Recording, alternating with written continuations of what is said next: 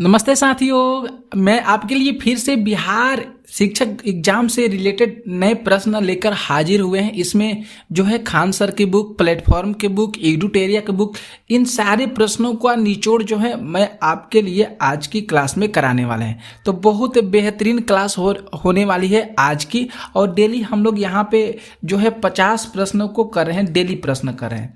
तो बहुत important class हो रही है। और इस चैनल के माध्यम से जो फेज 1 और फेज 2 का एग्जाम हुआ है उसमें बहुत सारे विद्यार्थी शिक्षक मित्रगण ने सफलता हासिल की है। तो अगर आप लोग इस सफलता को इस बार हासिल करना चाहते हैं मार्च के एग्जाम में, तो आप लोग इस वीडियो को जरूर देखिएगा। और आपके पास जो भी ग्रुप होंगे उसमें आप लोग इस वीडियो को शेयर भी जरूर कर दीजिएगा, क्योंकि बहुत इंपॉर्टेंट सा प्रश्न है। ठीक है, तो आइए स्टार्ट करते हैं प्रश्न के। प्रश्न देखिए, यहाँ पे जो फर्स्ट प्रश्न कर है कि सिंध नदी किस नगर से होकर बहती है। सिंध नदी किस नगर से होकर बहती है। तो यहाँ पे हम लोग बी ऑप्शन को टिक करेंगे, सही करेंगे। पेरिस से होकर गुजरती है। सिंध नदी किस नगर से होकर गुजरती है, तो यहाँ पे पेरिस से होकर गुजरती है। ओके, ठीक है। आगे देखिए प्रश्न आते हैं दूसरे नंबर पे। यहाँ पे जो दूसरा नंबर देखिए प्रश्न जो है कि गोबी मरुस्थल है। गोबी मरुस्थल है। तो देखिए गोबी मरुस्थल जो है चीन में भी है और मंगोलिया में भी है।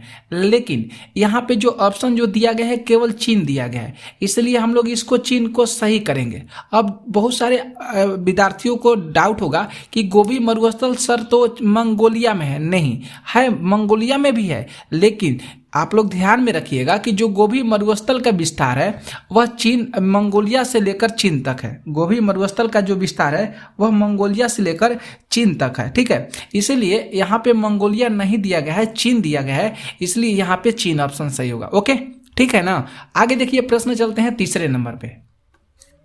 यहाँ पे जो तीसरा नंबर जो प्रश्न है कि स्वेज नहर जोड़ती है। स्वेज नहर जोड़ती है, तो ए ऑप्शन को हम लोग टिक करेंगे। भूमध्य सागर और लाल सागर, भूमध्य सागर और लाल सागर को स्वेज नहर जोड़ती है। ओके, आगे देखिए प्रश्न नेक्स्ट देखते हैं।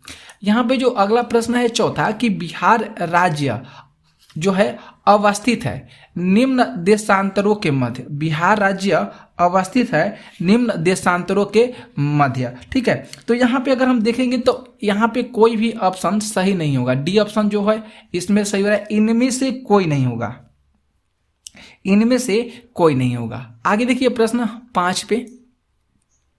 यहाँ पे जो 5 नंबर प्रश्न करे कि बिहार में साक्षरता का स्तर लगभग कितना प्रतिशत है। बिहार में साक्षरता का लगभग जो है ये कितना प्रतिशत स्तर हो सकता है।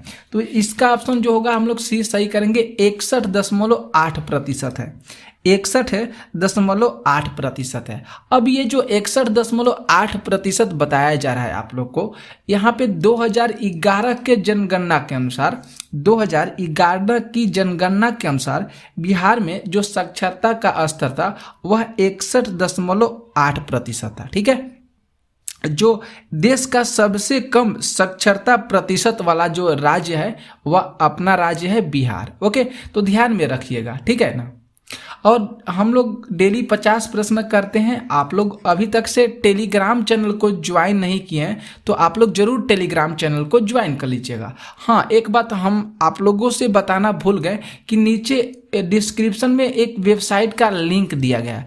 आप लोग वहाँ पे जाइए, उस लिंक पर क्लिक कीजिए और वहाँ पे आप लोगों को फ्री में मॉक टेस्ट लगाने का मौका मिल रहा है। बिहार शिक्षक भर्ती से रिलेटेड भी क्विज वहाँ पे है। इसके बाद वहाँ पे फिजिक्स के क्वेश्चन जो है, जनरल नॉलेज के क्वेश्चन जो है सेट किया जा रहा है। तो आप लोग वहाँ पे जाकर प्रश्नों को दे सकते हैं। इससे आप लोगों को आइडिया बहुत अच्छा तरीका से मिल सकता है। तो फ्री में मिल रहा है तो आप लोग उसको छोड़िए मत, आप लोग क्विज को जरूर दीजिए। ओके, आइए चलते हैं प्रश्न 6 नंबर। 6 नंबर जो प्रश्न है कि भारत में बिहार की जनसंख्या है। भारत में बिहार की जनसंख्या है, तो सी ऑप्शन करेंगे। तीसरा सबसे अधिक, तीसरा सबसे अधिक। ओके, क्योंकि ये भी जो बोला जा रहा है ये भी 2011 की जनगणना के अनुसार ही बताया जा रहा है कि 2011 की जनगणना के अनुसार जो बिहार की जो जनसंख्या थी वह कितना थी। ठीक है ना। तो यही तीसरा बताया गया। तीसरा अगर बात करें वर्तमान में तो बिहार उत्तर प्रदेश तथा महाराष्ट्र के बाद तीसरा बड़ा राज्य माना जाता है। आगे देखिए प्रश्न आते हैं हम लोग यहाँ पे जो 7 नंबर प्रश्न है कि मुंडा जनजातियाँ जो है अधिकांशतः कहाँ पे बसी हुई है। तो जो मुंडा जनजातियाँ है अधिकांशतः झारखंड में, किस राज्य में है, झारखंड राज्य में है, ठीक है। क्योंकि 15 नवंबर 2000 याद कीजिएगा, आप लोग को भी याद पाता होगा कि 15 नवंबर 2000 को झारखंड को बिहार से अलग किया गया था। उसी समय वहां पे जो मुंडा जनजातियों का क्षेत्र है कहां पे चला गया, तो झारखंड राज्य में चला गया, ठीक है। आगे देखिए प्रश्न 8 पे, यहाँ पे जो 8 नंबर प्रश्न है कि निम्नलिखित भारतीय राज्य में लौह अयस्क उपलब्ध नहीं है। कौन सा इसमें से जो भारतीय राज्य है जहाँ पे लौह अयस्क उपलब्ध नहीं है। तो पंजाब को हम लोग सही करेंगे, टिक करेंगे, क्योंकि पंजाब में लौह अयस्क जो है नहीं उपलब्ध नहीं है, मतलब यहाँ पे है ही नहीं। झारखंड की बात करेंगे, मध्य प्रदेश के और उड़ीसा का, यहाँ पे जो लौह अयस्क जो है ये अधिकतर मात्रा में है, ठीक है। आगे चलते हैं, प्रश्न हम लोग देखते हैं 9 पे। 9 नंबर देखिए ध्यान से, प्रश्न है कि समुद्र तल पर पृथ्वी के केंद्र के सबसे निकट स्थान कौन सा है। समुद्र तल पर पृथ्वी के सबसे निकट स्थान कौन सा हो जाएगा। अच्छा सा प्रश्न है, तो उत्तरी ध्रुव हो जाएगा। यहाँ पे ए ऑप्शन को सही करेंगे, उत्तरी ध्रुव हो जाएगा, ठीक है। क्योंकि उत्तरी ध्रुव जो है ये आर्कटिक महासागर के स्थित है, आर्कटिक महासागर के समीप स्थित है, पास में स्थित है, ठीक है। जो पृथ्वी के केंद्र का सबसे निकट का स्थान माना जाता है, यह भी ध्यान में रखिएगा। और पूछा जाता है प्रश्नों में कि उत्तरी ध्रुव जो है किस महासागर के पास स्थित है, तो आर्कटिक महासागर के पास स्थित है, ओके। आगे ध्यान से रखिएगा आप लोग प्रश्नों को।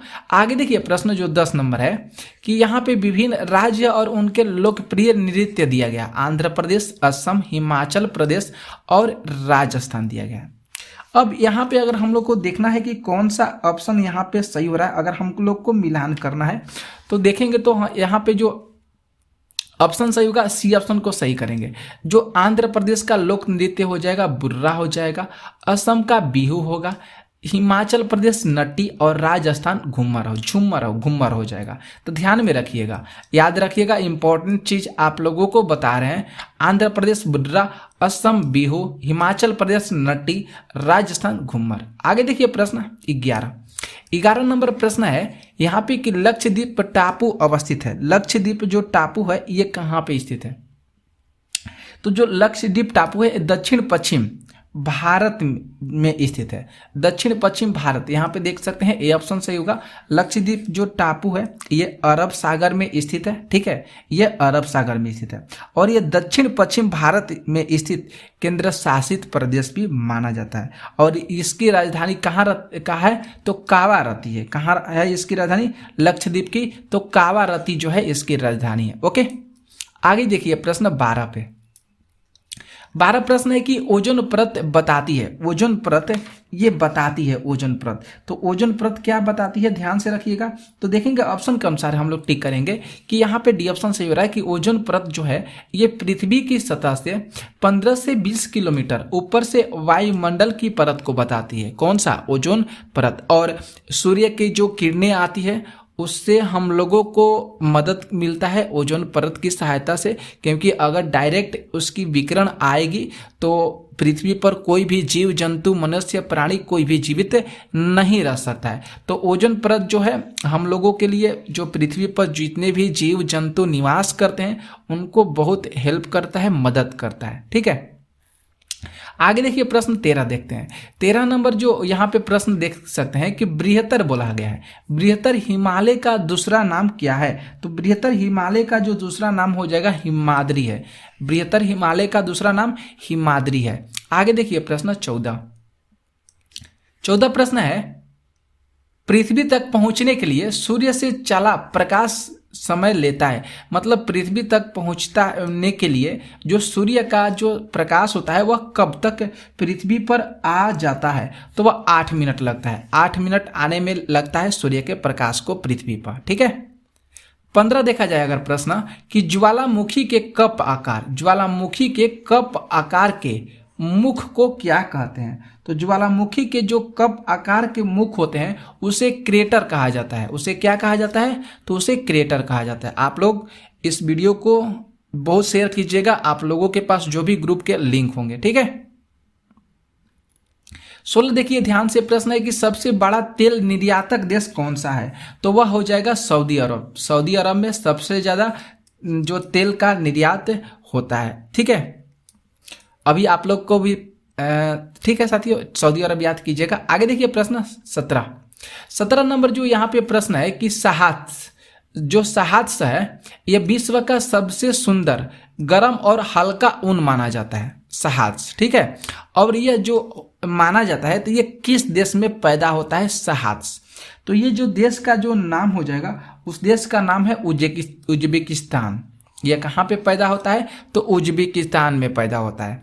18 देखिए प्रश्न, ध्यान से देखिए 18 नंबर प्रश्न जो है कि दक्षिण अमेरिका के शीतल घास स्थलों को क्या कहते हैं? तो इस शीतल घास स्थलों को पंपास कहा जाता है। क्या कहा जाता है? तो पंपास कहा जाता है। ओके।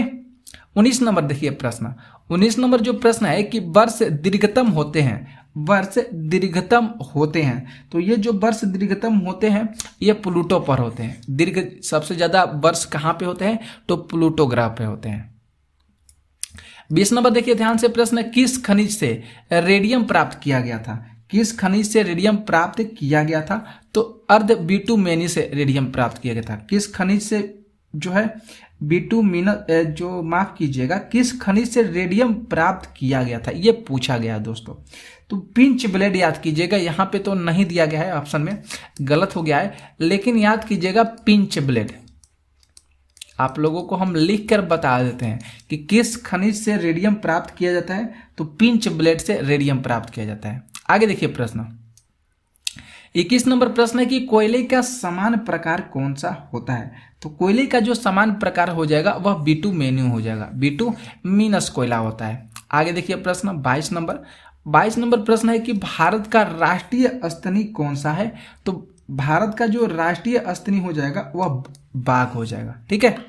आगे देखिए प्रश्न 23 नंबर जो प्रश्न है कि निःश्रिंस प्राणी कौन सा है? निःश्रिंस प्राणी कौन सा है? तो कछुआ हो जाएगा। निःश्रिंस प्राणी कौन सा है? तो कछुआ। 24 देखिए प्रश्न, 24 प्रश्न है कि निम्नलिखित में से कौन सी स्मारक विश्व धरोहर के स्मारकों में सबसे पहले बसा हुआ स्मारक है? अच्छा सा प्रश्न है और बहुत सुंदर सा प्रश्न है। तो जैसलमेर किला याद कीजिएगा, ए ऑप्शन सही होगा। ये कौन सा स्मारक है विश्व धरोहर माना जाता है इस स्मारक को? तो जैसलमेर किला जो राजस्थान में हो जाएगा। आगे देखिए प्रश्न, यहाँ पे जो 25 नंबर प्रश्न है कि मधुमक्खी कॉलोनी के सदस्य एक दूसरे को किस प्रकार पहचानते हैं? जैसे हम लोग के कॉलोनी के जो सदस्य होते हैं, जो आसपास के पड़ोसी होते हैं, वह किस प्रकार हम लोग को पहचानते हैं? तो हम लोग के जो व्यवहार होते हैं, शिष्टाचार होते हैं, उनसे लगाव हो जाता है। तो उसी प्रकार पूछा जा रहा है कि जो मधुमक्खी कॉलोनी के जो सदस्य होते हैं वह एक दूसरे को किस प्रकार जो है पता कर लेते हैं? तो गंध से। किससे? तो गंध से पता करते हैं, ठीक है। आगे देखिए प्रश्न जो 26 नंबर है, ये ध्यान से देखिए। 26 प्रश्न है कि गांधी इरविन समझौते पर हस्ताक्षर कब हुआ था? तो गांधी इरविन समझौते पर हस्ताक्षर जो हुआ था 1921 ईस्वी में हुआ था। कब हुआ था? तो 1921 ईस्वी में हुआ था, 5 मार्च 1921। इस डेट को ध्यान में रखिएगा, 5 मार्च 1931 ईस्वी को गांधी इरविन समझौते पर हस्ताक्षर हुआ था, ठीक है। और इस समझौते को दिल्ली समझौता भी कहा जाता है। इस समझौते को दिल्ली समझौता भी कहा जाता है। 27 देखिए प्रश्न है, असहयोग आंदोलन को आरंभ किया गया था? तो 1920 में किया गया था।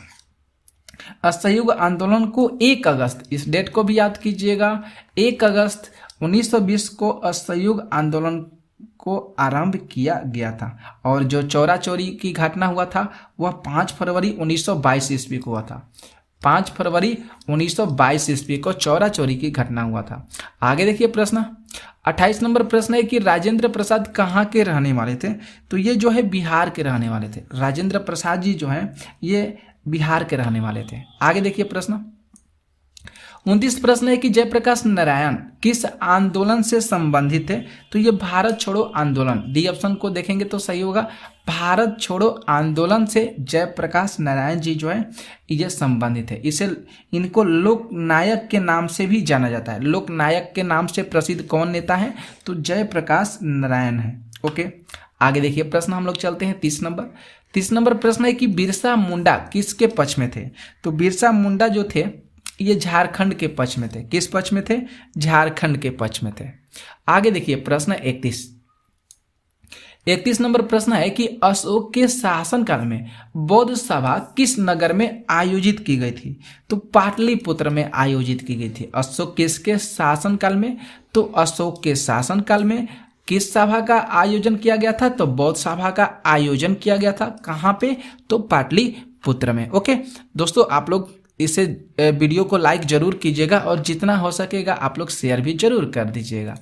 32 नंबर प्रश्न है कि शुग वंश के बाद किस वंश ने भारत पर राज्य किया था? तो कण्व।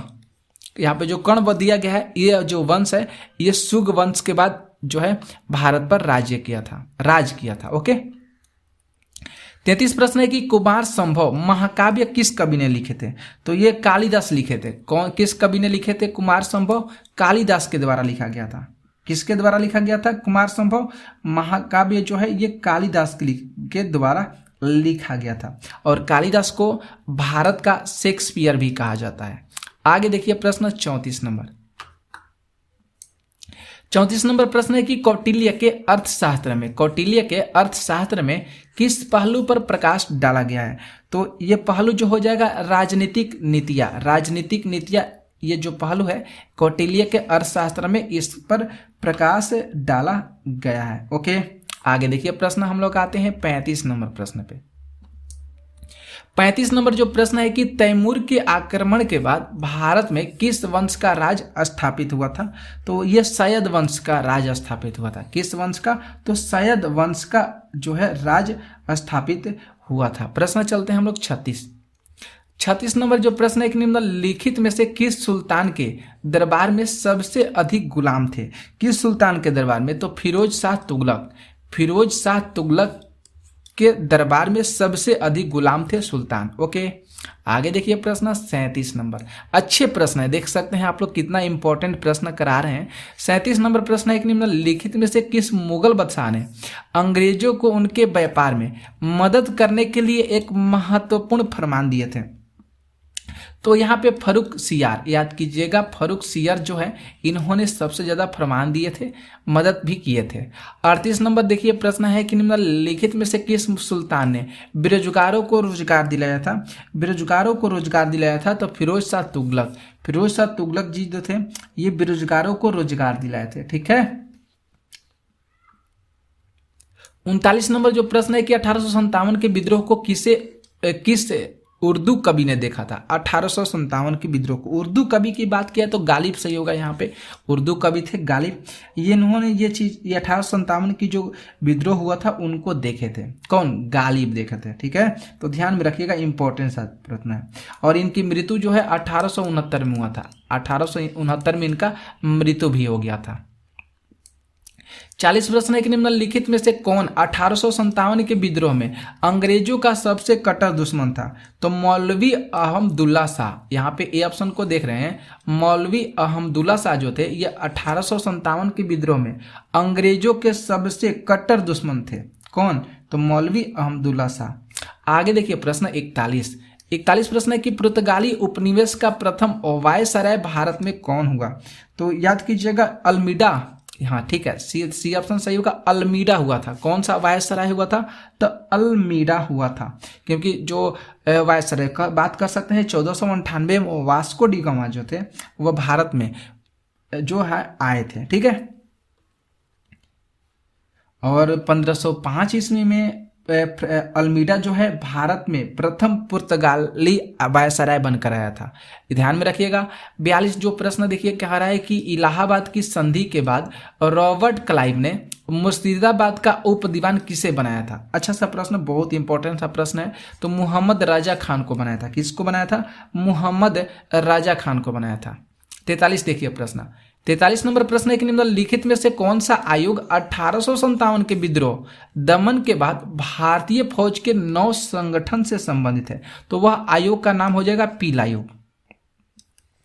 उस आयोग का क्या नाम हो जाएगा? तो उस आयोग का नाम हो जाएगा पील आयोग, और इसका गठन 1857 के विद्रोह के दमन के बाद भारतीय फौज के नौ संगठन से संबंधित माना जाता है। 44 देखिए प्रश्न, ध्यान से देखिएगा। 44 प्रश्न बहुत इंपॉर्टेंट प्रश्न है हिस्ट्री का। निम्नलिखित में से कौन सा नेता कांग्रेस के गर्म दल से संबंधित है? तो कांग्रेस के गर्म दल से जो संबंधित है अरविंद घोष थे। कौन थे? तो अरविंद घोष थे। आगे 45 नंबर प्रश्न है, ध्यान से देखिए कि महावीर जैन की मृत्यु निम्नलिखित में से किस नगर में हुआ था? तो पावापुरी में जो है महावीर जी की मृत्यु हो गया था। ठीक है, और 72 वर्ष की आयु में 468 ईसा पूर्व इनका मृत्यु हो गया था। आगे देखिए प्रश्न हम लोग चलते हैं 46 नंबर पे। 46 नंबर प्रश्न है कि निम्नलिखित में से बिहार की कौन से जिला कुछ इलाके, बिहार के कुछ ऐसा जो जिला है जो है ये पश्चिम बंगाल को दे दिया गया था। अच्छा सा प्रश्न आपके सामने है, तो पूर्णिया और मानभूम को याद कीजिएगा। पूर्णिया और मानभूम को जो है ये दे दिया गया था। आगे देखिए प्रश्न 47 प्रश्न है कि गौतम बुद्ध को एक देवता का स्थान किस राजा के युग में प्राप्त हुआ था? तो कनिष्क। यहाँ पे बी ऑप्शन को सही करेंगे। आगे चलते हैं 48 नंबर प्रश्न पे। बोध गया में महाबोधि मंदिर बनवाया गया था जहां पे गौतम बुद्ध को ज्ञान का प्राप्ति हुआ था। जहां पे गौतम बुद्ध को ज्ञान का प्राप्ति हुआ था। ठीक है, तो बहुत इंपॉर्टेंट सा प्रश्न है। आप लोग वीडियो को शेयर कीजिएगा। आप लोग 49 प्रश्न है कि कुक्का आंदोलन को किसने संगठित किया था? तो गुरु राम सिंह ने संगठित किया था। किसने संगठित किया था? तो गुरु राम सिंह ने संगठित किया था। और लास्ट प्रश्न देखिए 50 नंबर, भारत संघ के संस्थापक कौन थे? तो सुरेंद्रनाथ बनर्जी। भारत संघ के संस्थापक कौन थे? तो भारत संघ के संस्थापक सुरेंद्रनाथ बनर्जी थे। तो डेली हम लोग यहाँ पे 50 प्रश्न करते हैं। तो कैसे लगे आप लोगों को आज की क्लास के प्रश्न जरूर कमेंट करके बताइएगा। शेयर भी वीडियो को कर दीजिएगा जितना हो सकेगा। ठीक है, तो मिलेंगे हम लोग कल इसी चैनल पर ऐसे ही बहुत इंपॉर्टेंट प्रश्नों के साथ। तो आप लोग बने रहिएगा, इस चैनल से जुड़िए, इस परिवार से। ठीक है, थैंक यू।